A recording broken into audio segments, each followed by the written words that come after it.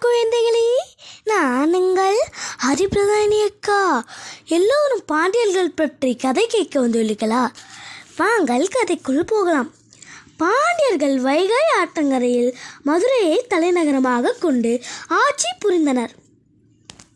பாண்டிய அரசானது மதுரை, தேனி, திண்டுக்கல், விருதுநகர், திருநெல்வேலி, தென்காசி, தூத்துக்குடி, சிவகங்கை மற்றும் ராமநாதபுரம் போன்ற மாவட்டங்களை உள்ளடக்கியதாக இருந்தது. சங்க காலத்தில் மிகவும் புகழ்பெற்ற நகரமாக மதுரை திகழ்ந்தது. பாண்டிய நாடு முத்துக்கு புகழ்பெற்றதாக இருந்தது. 3 தமிழ்ச்சங்கங்கள் பாண்டிய ஆட்சி காலத்தில் கூட்டப்பட்டன. 3வது தமிழ்ச்சங்கம் தற்போதைய மதுரையில் கூட்டப்பட்டது.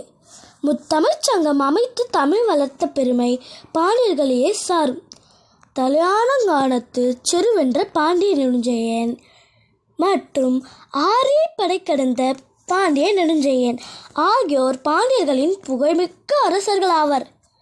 பாண்டிய நெடுஞ்செழியன் தமது இளமை காலத்தில் சேரர்கள், சோழர்கள் மற்றும் குறுநில மன்னர்களின் கூட்டுப்படையை தலையாலங்கானம் என்றும் இடத்தில் தோற்கடித்தார்.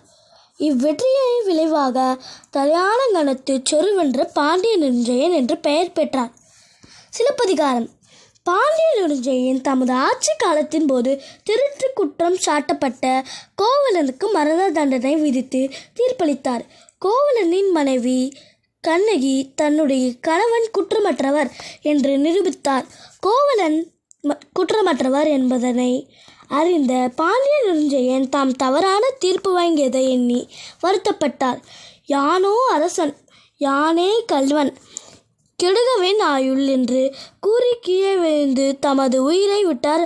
அவருடன் சேர்ந்து அவரது மனைவி கோப்பெருந்தேவியும் தனது உயிரை தியாகம் செய்தார். பாண்டியர்களின் நிர்வாக முறையை பற்றி மாங்குடி மருதனார் தமது மதுரை காஞ்சி என்னும் நூலில் குறிப்பிட்டுள்ளார். நன்றி, வணக்கம்.